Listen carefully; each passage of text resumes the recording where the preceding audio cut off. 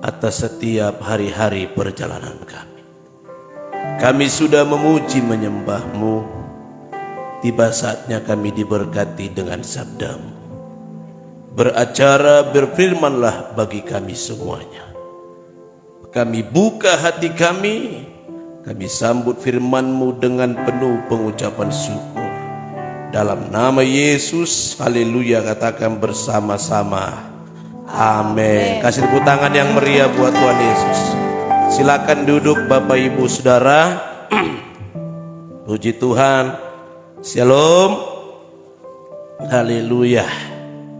Baik Bapak Ibu Saudaraku yang kekasih, kita akan bersama-sama sore hari ini belajar kebenaran firman Tuhan. Bulan Februari tema kita adalah gambar diri, dan bulan Maret itu adalah Februari pemulihan gambar diri, Maret itu pemulihan karakter, dan bulan April ini pemulihan komitmen. Ya, ya pelayan-pelayan semuanya bisa ada di tempat sini. Yang pakai jas tadi semua di sini, supaya kelihatan Bapak Ibu Saudara kalau Anda adalah orang-orang hebatnya. Charles sini ya, ya. Jangan ada yang di belakang. Kalian itu pemimpin-pemimpin hebat, ya. Pemimpin hebat itu Bapak Ibu ada berani di depan. Amin. Baik Bapak Ibu Saudara semuanya, saya ulang sekali lagi. Tema kita di bulan Februari itu adalah pemulihan gambar diri. Yang dimana Anda minder, Bapak Ibu tidak percaya diri, maka firman Tuhan sudah menyapa Anda bahwa ada banyak yang rusak gambar diri dalam hidup kita. Tidak percaya diri dalam menghadapi segala sesuatu, maka Anda dan saya sudah banyak mendengarkan kebenaran firman Tuhan. Yang masuk Maret adalah pemulihan karakter, di mana mungkin ada watak-watak yang rusak, karakter buruk dalam kehidupan Anda dan saya, maka firman Tuhan pun sudah menyapa Anda. Keputusan itu ada di tangan Anda semuanya. Mau berubah, maka Bapak Ibu Anda akan melihat bagaimana Tuhan akan memakai Anda dan saya. Kalau Anda tidak mau berubah, keputusan juga ada di tangan Anda. Dan Anda tidak kemungkinan besar tidak akan pernah melihat kehebatan Tuhan yang luar biasa. Orang lain sudah bersaksi Bapak Ibu bagaimana melihat perjalanan itu walaupun banyak tantangan rintangan. Orang-orang yang mengalami pemulihan karakter, mereka akan bersaksi ketika dia berjalan, ketika dia duduk, ketika dia di kampus, di tengah keluarga, di tengah orang-orang di mana dia berada Bapak Ibu. Dia bersaksi melihat kehebatan Tuhan, melihat keajaiban Tuhan, melihat kebesaran tangan Tuhan, melihat janji Tuhan, melihat berkat-berkat Tuhan tercurah dalam hidupnya. Walaupun Bapak Ibu tetap masih ada masalah, tapi di tengah masalah itu dia selalu melihat campur tangan Tuhan. Orang-orang yang mengalami pemulihan karakter, dia tidak akan pernah berhenti menceritakan kebaikan Tuhan dalam hidupnya. Bagaimana dulu Bapak Ibu Saudaraku karakternya begitu bobrok, begitu luar biasa. Mungkin ada banyak orang penuh dengan kepalsuan ketika dia dengar firman Allah. Ketika dia mau memberikan hidupnya dipulihkan oleh Tuhan, maka dia terus akan bersaksi kemana dia pergi. Dan dia menjadi berkat bagi orang banyak. Bagaimana orang yang mengalami pemulihan karakter Bapak Ibu Saudaraku, mungkin bisa saja Anda mengalami masalah berat, tetapi orang yang mengalami pemulihan karakter, Allah tidak akan pernah tinggal diam. Karena yang berperkara atas hidupnya bukan orang hebat di dunia ini, tapi yang punya sorga. Amin. Jadi Bapak Ibu Saudaraku, firman dan tema yang diberikan kepada kita semuanya adalah firman dan tema yang sangat luar biasa, membawa Anda dan saya tahun ini melihat bagaimana janji demi janji digenapi atas Anda dan saya. Dan masuk hari ini di bulan April Bapak Ibu, tema kita adalah pemulihan komitmen. Pemulihan komitmen. Saya membawa pemulihan komitmen ini yang pertama Bapak Ibu Saudara adalah di tengah-tengah keluarga. di tengah-tengah keluarga. Mengapa harus di tengah-tengah keluarga yang pertama untuk mengalami pemulihan komitmen Bapak Ibu? Karena saudaraku, yang lembaga yang pertama Tuhan ciptakan ada di dunia ini adalah keluarga. Dan keluarga ini Bapak Ibu saudaraku, iblis akan berjuang, iblis terus akan semangat 45 menghancurkan rumah tangga anak-anak Tuhan. Iblis akan menghancurkan rumah tangga generasi Tuhan. Iblis akan memporak-porandakan rumah tangga yang dimana Bapak Ibu, rumah tangga ini yang mungkin dalam perjalanannya mengalami terobosan yang luar biasa. Iblis tidak akan pernah tinggal diam di dalam rumah tangga Anda dan saya. Iblis tidak akan pernah tinggal diam di tengah-tengah keluarga, suami, istri, dan anak-anak. Makanya kita lihat Bapak Ibu saudaraku, betapa tingginya angka perceraian di dalam keluarga orang Kristen. Saya mengajak kembali komitmen di tengah keluarga. Di dalam Alkitab dicatat seperti ini saudaraku, dalam kitab Kolose pasal 3. Kitab Kolose pasal 3 ayat yang ke-18. Saya akan bacakan kepada Bapak Ibu Saudara semuanya dalam kitab Kolose pasal 3 ayat yang ke-18 dan seterusnya. Hai istri, oh ada di situ ya, saya buka kacamata saya.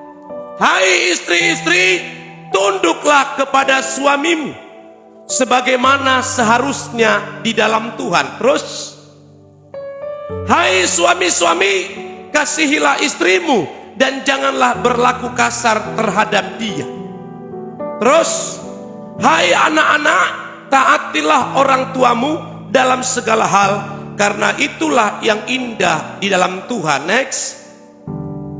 Hai bapak-bapak, janganlah sakiti hati anak-anakmu supaya jangan tawar hatinya. Terus, hai hamba-hamba, taatilah tuanmu yang di dunia ini di dalam segala hal. Jangan hanya di hadapan mereka saja untuk menyenangkan mereka, melainkan dengan tulus hati karena takut akan Tuhan. Habis? Masih ada? Oh ada 3.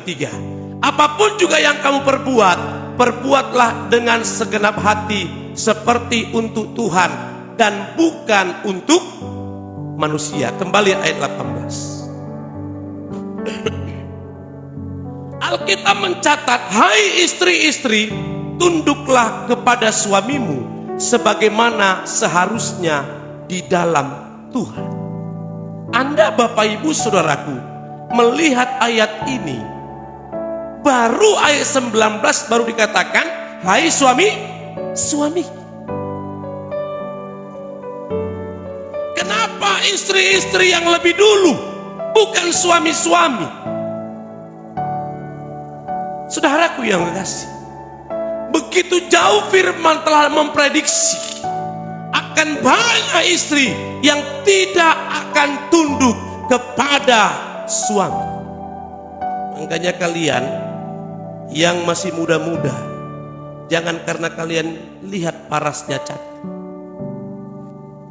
kalau tidak memiliki rasa takut akan Tuhan, maka dia bukan tunduk tapi akan nada.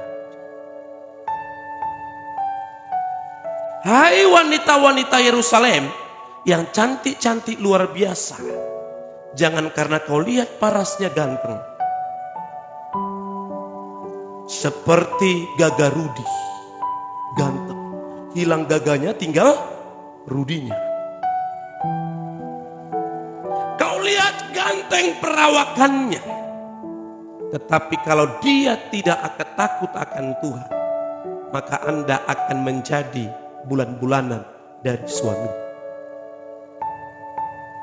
Makanya di sini Bapak Ibu, firman Tuhan telah jauh memprediksi bahwa ada banyak karakter yang rusak dalam seorang istri. Banyak istri yang cantik perawakannya, tapi ketika suaminya tidak punya apa-apa lagi, ada istilah orang Medan bilang begini Bapak Ibu, ada uang abang sayang, tidak ada uang abang ditendang. Sana kau, karena dia sudah ada abang yang lain. Makanya Bapak Ibu Saudara, ini harus seorang istri harus memiliki sebuah komitmen. Si istri harus mengalami pemulihan komitmen. Dulu janji nikahnya Bapak Ibu, aku terima engkau sebagai suamiku dalam suka maupun duka. Itu janji nikah, covenant, bukan agreement, tapi covenant, perjanjian. Jadi Bapak Ibu, ketika engkau mengungkapkan janji itu, maka janji itu bisa berubah dengan keadaan. Makanya kita lihat angka perceraian ini sangat tinggi. Covid dari 2020, ternyata Bapak Ibu, survei membuktikan angka perceraian itu terlalu sangat tinggi. Kenapa? Karena suaminya dulu bekerja, dipecat, di PHK dari pekerjaan, karena perusahaan ini collapse, tidak lagi bisa mempekerjakan karyawan. Oleh karena dampak COVID-19, 3 bulan masih ada uang, setengah tahun masih ada uang, tapi karena tidak ada pendapatan, tidak ada income, hanya pengeluaran yang terus ada. Nyampe 7 bulan habis. 1 bulan istri masih senyum-senyum, 2 bulan masih senyum Pepsodent dan Ciptaden dan Deliden. Papa luar biasa, tenang saja, pasti ada caranya nanti. Bulan ketiga Bapak Ibu mulai ada tanda-tanda sedikit naik tensi. Bulan keempat Bapak Ibu nadanya sudah semakin tinggi. Bulan kelima sendok terbang, garpu terbang. Bulan ke-6 mulai terucap, "Sal, saya pilih kamu dulu biar kau tahu ada orang yang lebih ganteng dari kamu. Cuma karena bapak mamaku, aku mau nikah sama kau." Terungkaplah semua masalah. Padahal dia di gereja, masa laluku telah dihapus olehmu. Paling kencang suaramu ngomong, matamu sama masa laluku. Tapi ketika bulan ke-6 kau bilang begini, "Aku tidak mau lagi seperti kamu pengangguran. Laki-laki tidak bertanggung jawab, suami tidak bertanggung jawab, bapak tidak bertanggung jawab." Mulailah keluar kata bercerai. Belum terwujud, bulan ke-7 menjadi sebuah kenyataan. Karena selalu diucapkan. Ucapanmu adalah doa. Mulailah bercerai. Si suami tidak bisa lagi buat apa-apa. Jadi orang bodoh. Yang tadinya gagah perkasa, yang tadinya ilmunya luar biasa, tapi karena di tengah himpitan tekanan hidup, dari seorang istri berubah 180 derajat. Yang dulu papa hebat, tidak ada laki-laki seperti papa. Tapi ketika ada masalah menghimpit, ternyata Bapak Ibu, Covid kemarin, angka perceraian sangat tinggi. Makanya Bapak Ibu, perlu yang namanya komit. Pemain keyboard, Bu Evi pegang mic-nya. Mana mic-nya Bu? Nah. Apapun yang terjadi di dalam hidup, yang terjadi di dalam hidupku, selalu ku berkata, Tuhan Yesus baik dalam segala hal yang terjadi. Tetap ku berkata, Tuhan Yesus baik. Amin. Kalian senyum-senyum hari ini. Kalian karena belum hadapi. Yang masih muda ini belum hadapi. Seperti kami kemarin Bapak Ibu yang berkeluarga kesaksian. Oh bukannya di sini. Di seberang. Bayangkan harus cari uang di bawah kolong. Disapu-sapu. Karena sudah tidak ada lagi duit. Istri di PHK. Suami tidak ada kerjaan. Yang dialami, kami pun alami. Yang satunya Bapak Ibu tidak tahu lagi mau ngutang kemana. Karena ditipu bisnisnya. Pinjam ke sana bunganya besar. Tetapi karena keluarga ini pegang komitmen. Sampai hari ini puji Tuhan bisa bertahan. Walaupun sempat katanya kata berceraian sudah keluar. Keadaan krisis, keadaan sulit. Itu seperti telur di ujung tanduk. Kalau Anda dan saya tidak mengalami pemulihan, Bapak Ibu, kemungkinan Anda akan hancur dan terjun bebas. Ketika istri bukan lagi berperan sebagai seorang penolong, tapi perongrong, disitulah kehancuran itu akan.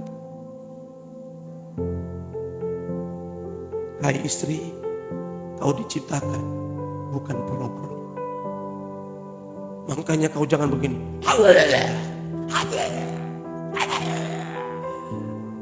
Jangan. Baru.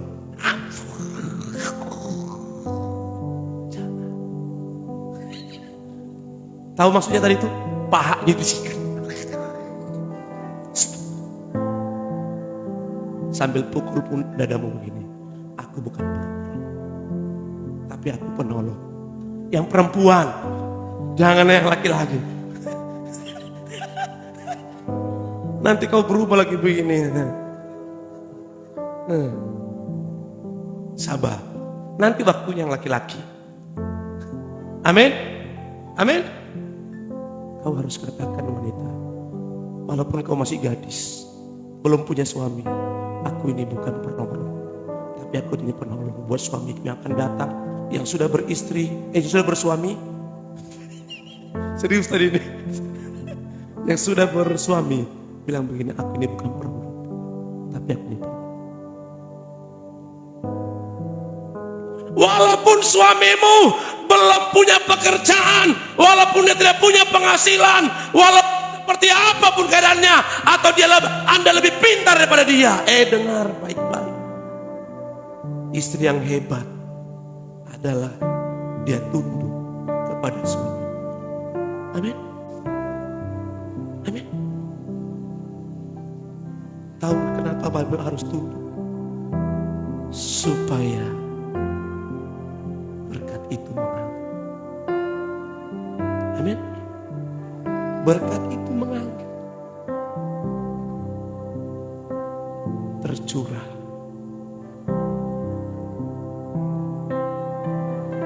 Kalau istri menanduk maaf, ada banyak berkat yang akan tertutup. Akhirnya kau capek, kau bilang begini, kenapa suami begini Tuhan berikan kepadaku? Nyesal aku nikah sama dia. Ketika kau bilang kau nyesal, kau sedang menunda janji Tuhan digenapi atas hidup. Amin. Ayat 89. Nanti terlalu banyak buat istri, nanti parah nanti. Ya cukuplah dulu itu ditulis. 19. Hai suami-suami, kasihilah istrimu dan janganlah berlaku kasar terhadap dia. Bapak ibu saudaraku, ada kata kasihilah dan jangan berlaku kasar. Coba ketika suami istri ribut, berlaku kasar suami, dia langsung ngomong, bapak mamaku aja gak pernah pukul saya dari kecil. Itu terus yang kau bawa. Kau pergi ke liang lahat bapak mamamu yang sudah duluan pulang.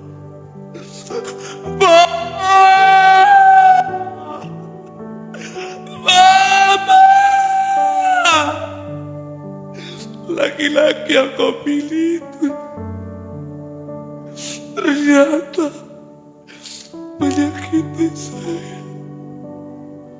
Lihat ini Pak, baru ditunjukkan lagi giginya yang patah 2 bagian dalam. Lihat ini saudara.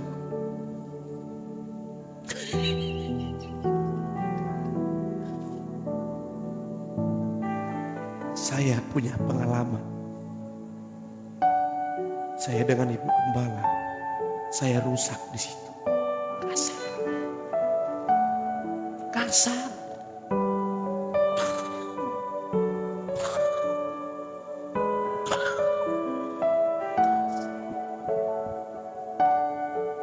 Tapi saya harus mengalami dan saya sudah dipulihkan. Amin. Amin. Janganlah kau biarkan, oh Pak Gembala sudah berubah. Tapi berubah tidak nampar istri, tapi piring masih terbang, tembok masih terbang. Karena tidak berani pukul istri lagi, tembok yang dipukul. Sampai ke gereja, salaman sama diaken, shalom, tangan yang gede satu. Kenapa Pak? Ternyata berkelahi sama istrinya salah umat. Saya mau katakan begini, ketika kau sudah mengalami perubahan, memang kau tidak tampar lagi, kau tidak tendang lagi istri, tapi dengan ketika tembok masih kau hantam, kau belum mengalami perubahan. Belum mengalami. Maaf Bapak Ibu, di rumah itu banyak HP. Sampai ibu gembala bilang, papi itu yang buat kaya, Surya Pot. Kalau saya sudah marah, HP itu bisa terbang, mau berapapun harganya. Makanya saya tidak mau beli iPhone itu yang mahal itu. Bayangkan kalau terbang itu, puluhan juta. Bunyinya begitu, puluhan juta. Ngeri loh itu, puluhan juta.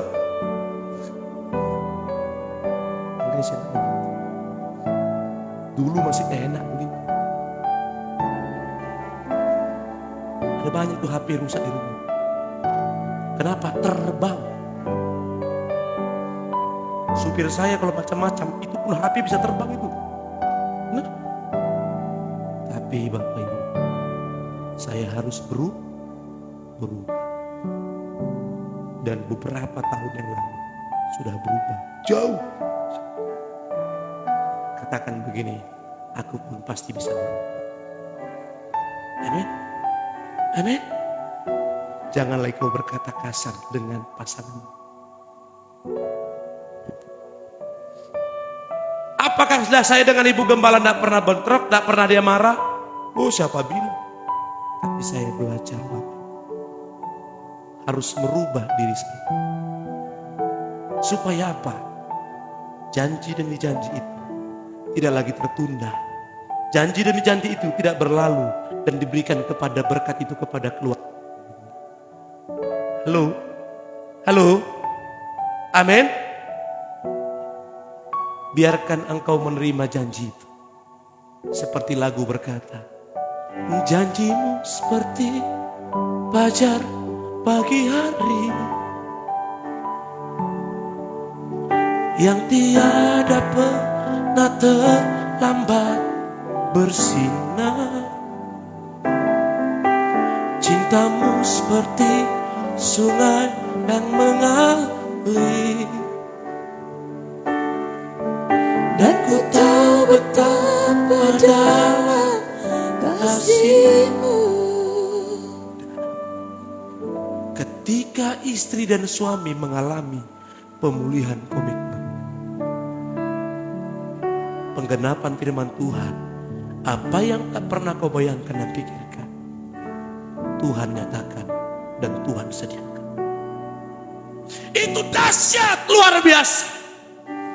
Makanya hai istri, hai suami, jangan biarkan ada celah sedikit pun menghancurkan, memporak-porandakan rumah tanggamu. Jangan ada sedikit pun celah.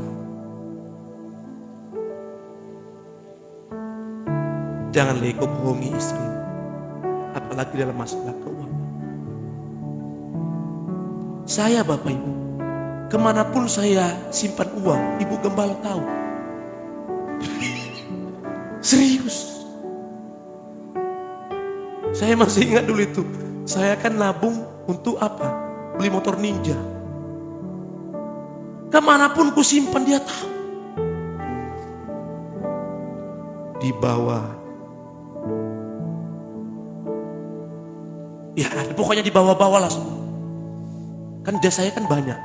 Di jas, beberapa jas itu ada, tahu aja di mana. Ku taruh di kaos kaki juga dia tahu. Di mana-mana. Tapi Bapak Ibu, ternyata tidak mendatangkan kebaikan buat saya. Lebih bagus kau jujur sama istri. Ya, bilang begini, Ma, aku mau beli ini. Kalau tidak dikasih izin, kau jangan ngotot. Amin. Walaupun kau tidak tahu kok saya imamin, saya suami, saya cari duit. Kau tidak tahu siapa saya. Saya butuh ini. Kalau sudah istri bilang jangan dulu, belajar kau bawa begini. Terima kasih. Amin. Karena itu akan mendatangkan kebaikan bagi. Saya tidak tahu seandainya dulu ku beli motor Ninja itu Bapak Ibu, yang 250 cc yang harganya 67 juta pada saat itu. Mungkin alasanku rohani. Untuk apa Papi beli itu? Oh, untuk pelayanan. Kemana? Ke seberang dan Loduri. Kan agak jauh Loduri, sekarang macet. Saya bilang. Bayangkan, sudah kebayangkan. Apalagi di knalpotnya di racing. Saya lihat itu orang-orang yang komplain naik Ninja itu. Apalagi ku lihat filmnya India Sarul Khan itu. Naik motor pakai kacamata. Keren luar biasa. Tumpah sepae, humal kecai, he mere janea, kuci kutahe. Wih, bagaimana suara perempuannya? Ha. Harusnya Bu Epi tadi buat suara itu, saya tidak bisa. Yang melengking-lengking itu. Saya sudah bisa bayangkan itu.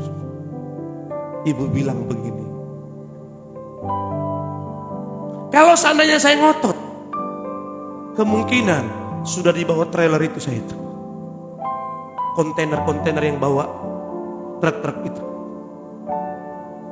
Makanya kalau istrimu bilang, "Ah, jangan, kau belajar harus dengar." Amin. Itu buat suami. Yang anak muda senang dia. Aku tidak kena ini. Dengar ayat selanjutnya. Hai anak-anak, nih, taatilah orang tuamu dalam segala hal, Karena itulah yang indah di dalam. Berapa banyak Bapak Ibu anak dari kecil dibesarkan, ketika besar melawan orang tua. Dengar baik-baik hai anak-anak. Saya tahu bagaimana kejamnya orang tua saya.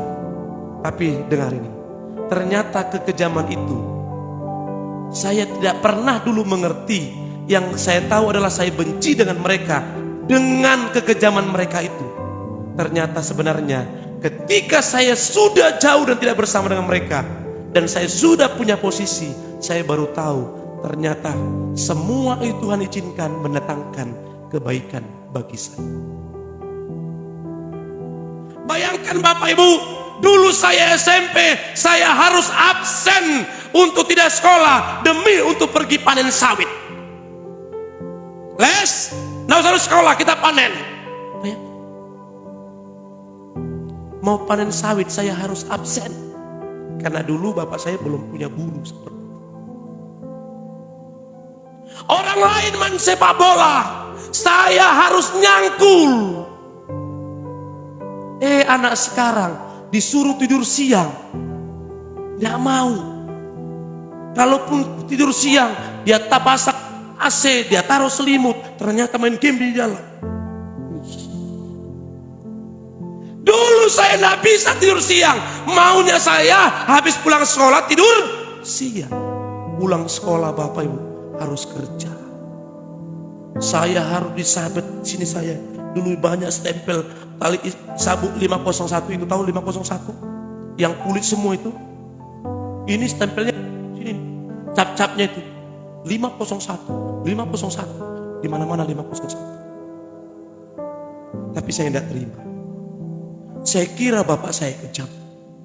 Mama saya itu Bapak Ibu, waduh, belum pernah kutemukan di seluruh dunia ini dimanapun saya merantau secerewet mama saya. Belum. Cerewet betul mama saya, mendiang mama saya. Semua serba salah. Parahnya luar biasa. Makanya orang bilang Borrek itu, Boru Regar itu cerewet luar biasa. Terkenal itu Borrek, cerewet. Tapi Bapak Ibu, dulu saya benci dengan mama saya, dengan cerewetnya.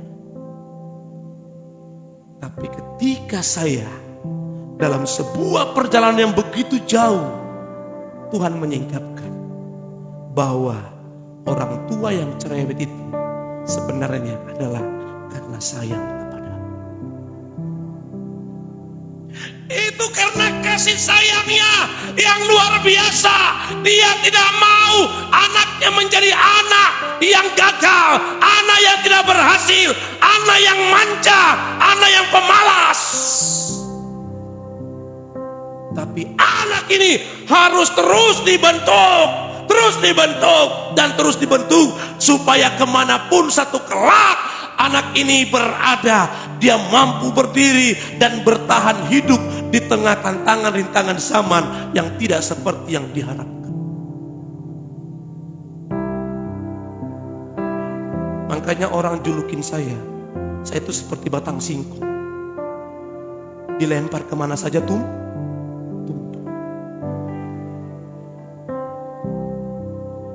Dilempar kemana saja pun tumbuh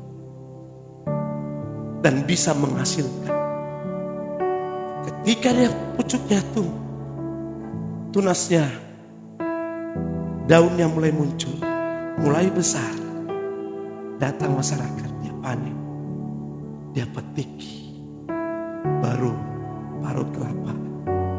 Jadi sayur singkong santan, dipanggang karo. Sampingnya, sambalnya sambal andaliman. Mertua lewat tidak lagi dilihat karena nikmatnya makan. Saudaraku, ternyata ketika saya jauh dari orang tua, hal yang keras menurut saya ternyata itu membentuk saya. Anak saya Erik saya kerasin, ternyata berbeda konsepnya dengan sekarang. Nggak bisa sama. Nggak bisa. Terkadang saya samakan bagaimana kekejaman orang tua saya buat juga dengan Erik. Ternyata dia kecewa dengan papinya. Makanya kalau ada apa-apa, dia selalu ngomong sama maminya, bukan sama papinya. Tapi sayalah yang harus merubah diri sebagai seorang bapak. Tapi dengar, hai anak-anak, taatilah orang tua. Amin. Amin. Siapa di sini yang perantau? Coba, yang jauh dari orang tua. Yang jauh dari orang tua. Banyak sekali rupanya. Coba dengar baik-baik ini. Dengar baik-baik. Ketika kalian jauh, kangennya luar biasa enggak? Iya tuh. Telepon-teleponan, kalian video call. Mungkin kalian di Sumatera yang sudah tua mamamu sambil suntilnya begini. Ngapain ya kena di situ? Bagus kena ya sekarang ya. Aduh, mama ini jorok betul. Tahu enggak tahu lah kesukaan mama ini, apa lagi yang aku kejar lagi hidup ini. Tapi kau bangga melihat mamamu walaupun bersuntil yang bulat kita di sini. Anda bangga. Betul enggak? Rasanya kamu ingin pulang. Makanya lagu Natal yang dari NTT itu. Hey. Mama, selamat Natal Mama. Papa, selamat Natal Papa. Ketika itu dinyanyikan, kau di bangku belakang paling keras suara.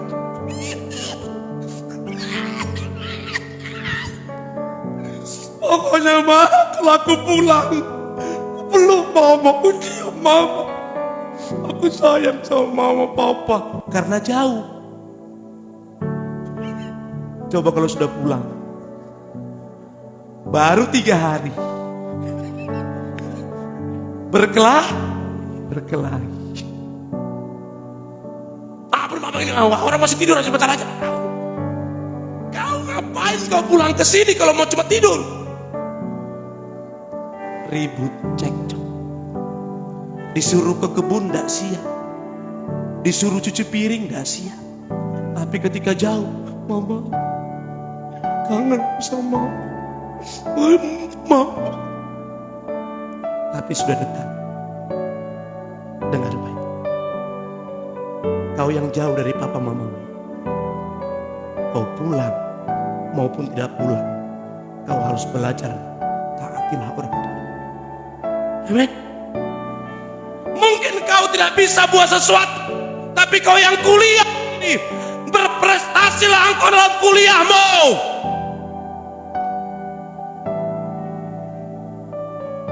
Tunjukkan bahwa engkau anak papa mama yang membanggakan tuamu. Makanya kemarin siapa itu yang mereka undang saya di KBNK. Apa namanya itu lah, bro? KBMK ya. Kalian siap ku sikat di sini, ku bilang siap pak. Makanya jangan undang saya bilang. Jangan kalian hanya gara-gara KBMK rusak kuliahku. Pelayanan sana, pelayanan sini, pelayanan sana, urusan sini. Orientasimu datang ke Kalimantan Timur Samarinda adalah kuliah. Dan kau juga di gereja ini dengar baik-baik. Engkau dengerin ya anak-anak mahasiswa. Prioritasmu bukanlah pelayanan di tempat ini, tapi prioritasmu apa? Kuliah. Dengar ya, aku marahin kalian semua ini. Prioritasmu kuliah, bukan pelayanan. Tapi kalau memang ada senggang waktumu, daripada kau tidur di sana, lebih bagus pelayanan. Bilang begini, kau dengar itu bilang begitu. Itu artinya engkau sedang taat dengan orang tuamu. Susah payah mereka mencari nafkah. Makanya hari ini engkau yang mahasiswa, tunjukkan engkau adalah orang yang terbaik dari generasi yang dimiliki oleh papa mamamu. Supaya panjang umur mereka. Jangan kau buat sakit mereka di kampung sana. Dengar berita hamil keluar nikah, aduh sakit. Makanya gadis-gadis, jangan kau buka pintu kosmu dengan laki-laki manapun yang walaupun dia pelayanan di gereja ini. Ya, yang dia mungkin dia orang hebat, atau mungkin kau bangga karena rohani bahasanya.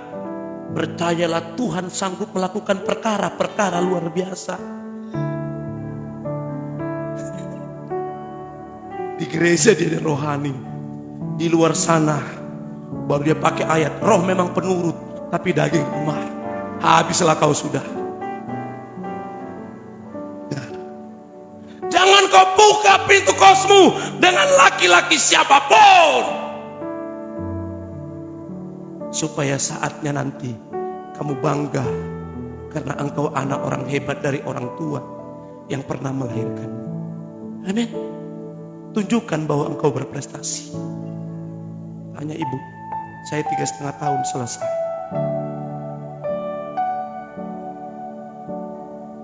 Kuliah. Kalau engkau mau taat dengan orang tuamu, kau ditempatkan di sini untuk kuliah.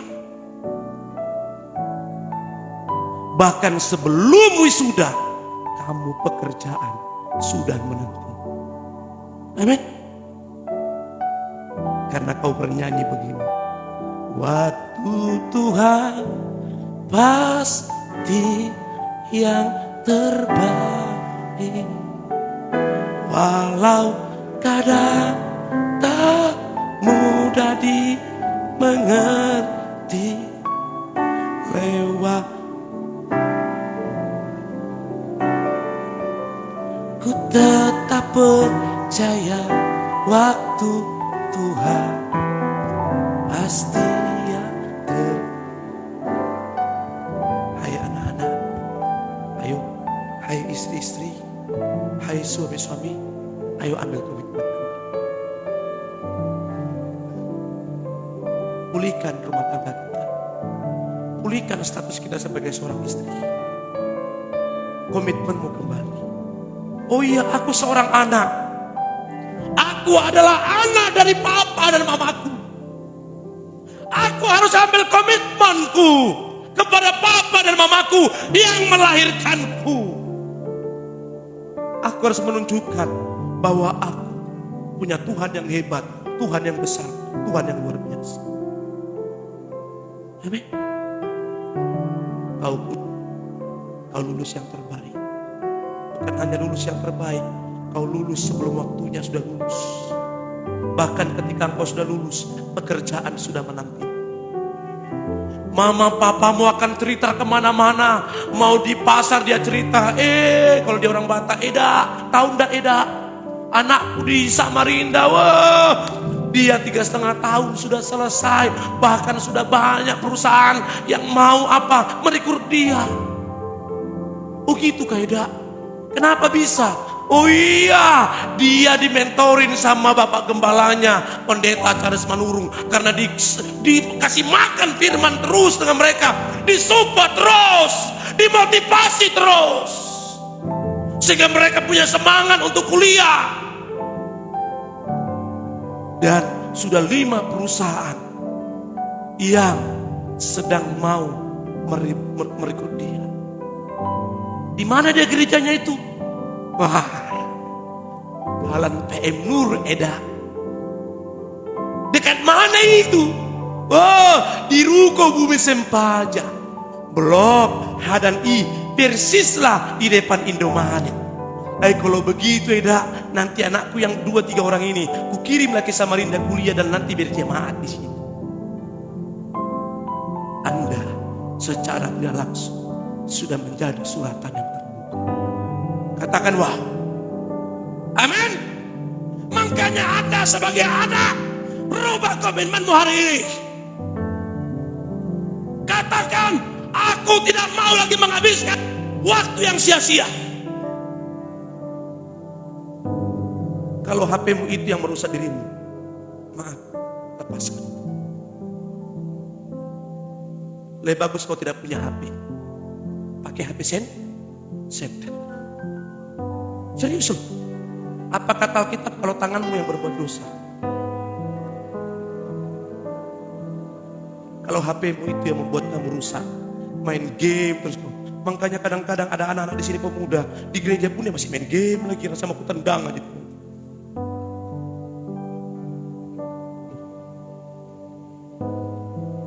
Sambil nunggu pelayanan main game di situ. Aduh, Tuhan, rasanya. Untung udah tampar malaikat kamu di situ. Amin. Anakmu yang kecil jangan lagi kasih HP. Stop itu. Stop. Ya. Kalaupun dikasih HP ada waktunya. Dimonitor. Amin. Amin. Kalau HP itu yang merusak dirimu dan diri anak, lepas. Jangan sampai rumah tangga kita dihancurkan dengan hal-hal yang kelihatannya kecil. Biarkanlah anak itu jadi anak kebanggaan. Dan Anda mampu membanggakan sebagai anak membanggakan orang tua. Mari ambil komitmenmu kembali. Putuskan dalam dirimu, aku ambil keputusan. Mulai hari ini, aku putuskan. Maaf, hai Ken, kau tidak berkuasa lagi atas hidupku. Jangan kau berdoa begini, kau tidak delete itu. Sama aja bohong. Itu loh, mulai hari ini kalau memang kau ambil komitmenmu, semua game yang ada di HP-mu, delete. Tahu enggak Bapak Ibu? Saya itu dulu sempat kecanduan game apa namanya nih? Onet. Tahu Onet? Onet. Ibu panggil, Pi, ya. Pi, ya. Pi, apa? Lihat anak emosi anakmu, betul enggak? Termasuk emosi Anda. Halo, akhirnya anak lebih galak daripada orang tua. Kalau kau mau berubah, gamemu yang ada di HP-mu, mulai hari ini, selesai doa berkat, selesai foto-foto sebentar, delete semua. Amin. Mau game mobil-mobilan, mau game apapun itu, kau buktikan dirimu berubah, ambil komitmenmu kepada Tuhan. Amin.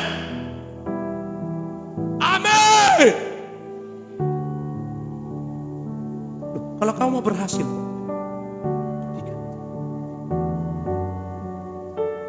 belajarlah kau di situ. Oh, cara buat keripik singkong. Oh, cara buat kacang supaya gurih. Cara buat kue bawang gurih. Oh, jual beli mobil. Gimana ya marketingnya ya? Oh, cara jual beli motor, sepeda motor. Oh, bagaimana ya saya jual pakaian. Oh, gimana ya? Itu yang kau pelajari. Kau dengar itu?